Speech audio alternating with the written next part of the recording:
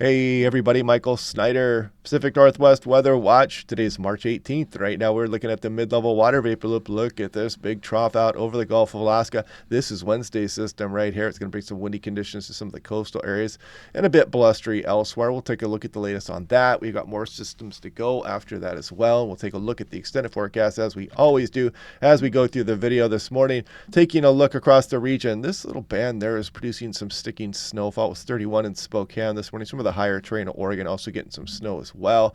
A bit more cloudy western Oregon versus western Washington, and kind of sunny out there this morning for some of the central sound. You can see the high clouds moving over that, and if you look way off to the left here, there is Wednesday's frontal system looming off the coastline.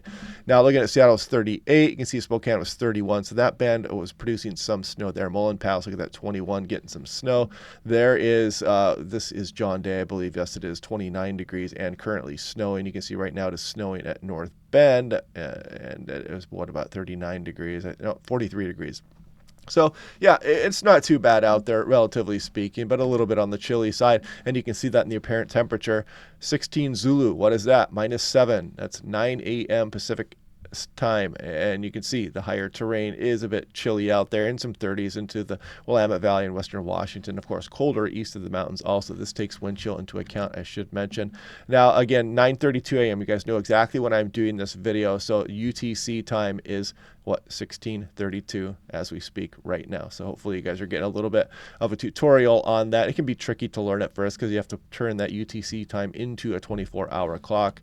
Now, taking a look at something interesting here, we are changing some of the forecast zones here across western Washington. And this is where we used to be right there. You can see how it used to include Seattle down towards Tacoma there. And this one really bothered me. The 555, the 555 had all these foothill communities. And of course, you're going to get different weather. You get convergent zone activity or different weather. You get Chehalis Gap, precipitation moving in here for the southern portion of that zone. But they did fix some of this stuff. So if we scroll through here, you can see the boundary doesn't change here. That's where the National Weather Service forecast for. But you'll notice they took into account a lot of these terrain features a bit more. So if we move through here, look at 306, does a nice job capturing some of the valley areas back into the Cascades there. There's a new one, 307, and you can see they got different numbers for these, but I like this much better because it does divide these up much better here. You've got 1, 2, 3, 4 for that one region. They used to have in Seattle is by itself. Now 316 goes up towards the Seattle city line and back down towards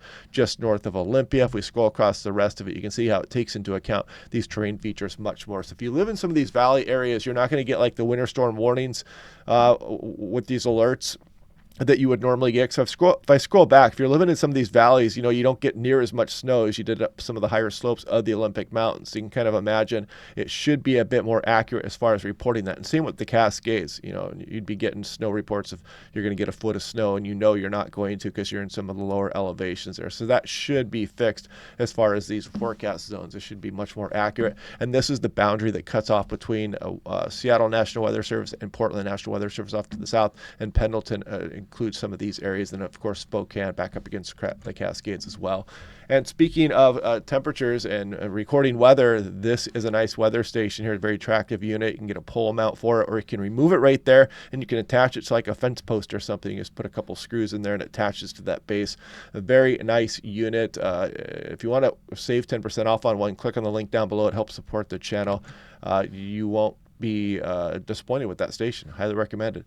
So looking here across Portland, Oregon, we got the winter storm watch up in effect, some winter storm advisory, some winter weather advisories. Also, we got a high wind watch for some of the southwest Oregon coast. And there is some flooding that was continuing as we went through it last night. And then we got additional rounds of rainfall coming in here. So, just be careful when you run into some of those flooded roadways out there. And you can see, again, the high wind watch, and there is some winter storm watches up for some of the Cascades as well. And the purple out here is storm warnings for mariners. Just be careful as we go through the day tomorrow. It's going to get quite windy. And you can see that high wind watch, south winds 25 to 35, gust to 60, gust to 70 possible over exposed headlands. So so heads up for that. And you can see where and when Wednesday morning through Wednesday afternoon. East of the mountains, just some snow for the higher terrain. Not too bad. That should be wrapping up by this evening. And as we go through a Wednesday night through Thursday AM, some more higher elevation snowfall coming in here. You can see Omak and Colville, not expecting snow. Spokane also, once you get across some of the higher terrain, you could could be getting some of that snow. Snoqualmie Pass, Stevens Pass, 6 to 8, for example. Now, taking a look out across the northern Pacific Ocean. So this is the jet stream. We're looking at about 30,000 or 300 millibars up into the atmosphere. Japan is to the far left there. There's the Pacific Northwest. Here goes Wednesday's system right there. That's going to bring the strong winds towards the Oregon coast. That one swings through. Another system quickly on the heels of that as we go through the day Friday.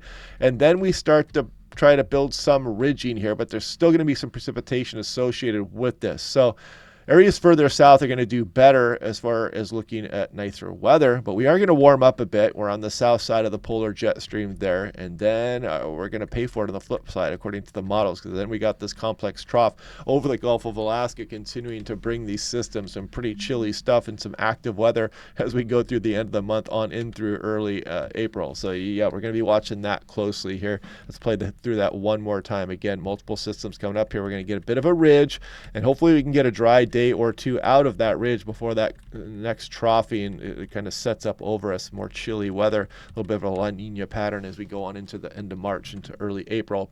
If we look at that 500 millibar heights, there's Wednesday's system swinging through the Pacific Northwest right there.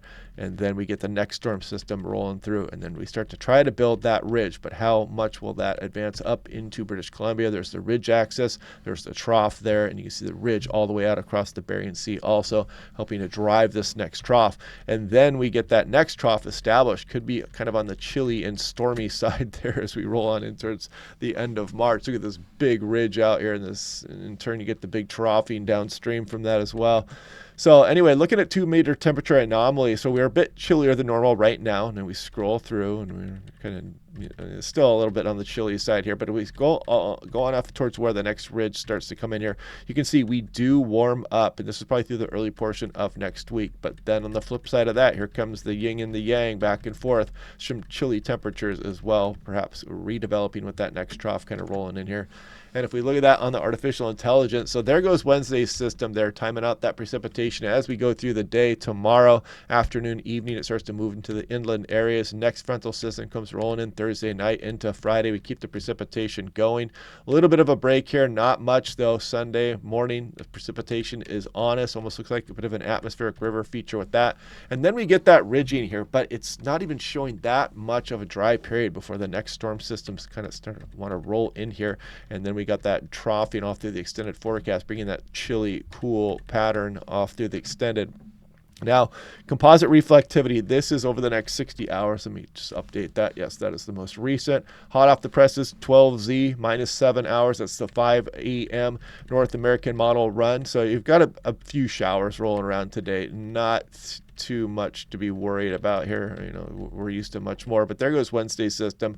We go through Wednesday. That's what, about 2 o'clock there, 3, 4 o'clock, 5 o'clock right there, 6, 7, starts to move into the interior areas, and it does bring some snow to the higher terrain, and then we get some onshore flow after that. The next storm system starts gearing up by the time we move into Thursday for another round of rainfall. Here goes wind speed. So I do want to show you Wednesday's system. Here goes the stronger winds as we go on into the morning hours. We're about 11 a.m. There's noon. You can see it's picked up on the Oregon coastline there. It starts getting a bit blustery across southwest BC, some of the Washington coast as well, and northwest interior could get a little bit blustery out of the southeast there as we go.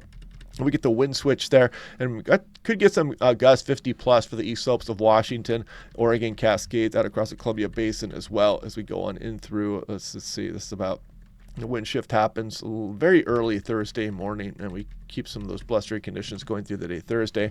Accumulated 10-meter max wind gusts, not a big region-wide windstorm or anything like that. But if I scroll back there, you can see some 50-plus mile-per-hour gusts up and down the Washington, Oregon coast are possible. Mid-40s northwest interior, just some breezy conditions for the Willamette Valley, we'll call it. And then you can see those winds on the east side of the mountains there, potentially gusting up over 50 miles per hour as well, again, through early Thursday morning. And this is a lightning strike density the last 24 hours. We did get that lightning strike, or a couple of them down here across Seattle. One was right near downtown Seattle. Looks like one just south of Olympia, and a couple across southwest BC also. So yeah, I was watching the sky there, hoping for a lightning strike. I didn't capture one though. Now, accumulated positive snow depth change in inches, just kind of showing you as we go through the storm system on Wednesday and Thursday on into Friday morning. You see the Cascades getting a pretty decent shot as we go on in through this weekend, and we will definitely take it. We're a little bit below average as far as snow water equivalent is concerned across the higher terrain. Now, I always like to show the upper levels of the atmosphere. This is 500 millibars.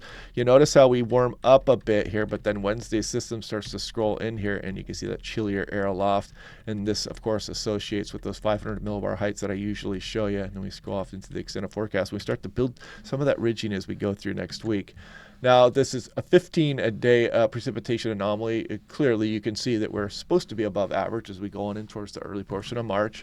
And this is looking at the extended forecast. This is a 7-day running look at 500 millibar temperatures. So we do have, some of this ridging does show up a little bit there. But if we go off into the extended, you can kind of see this troughing not too far away from the Pacific Northwest. It's kind of hanging out there. Kind of a La Nina thing here where you get this ridging out there and you get the cooler northwest flow. And this can last on into portions of April. That's not out of the norm, therefore La Nina years. So 6 to 10 day temperature outlook. You get that above average there. Still a below average here across much of the region as far as precipitation. 8 to 14 day as well, and 8 to 14 day. But we'll be watching that, of course, day by day coming up here. So anyway, hope you guys are having a good day. Otherwise, click like and subscribe. We'll do this all again tomorrow, and I will talk to you guys then.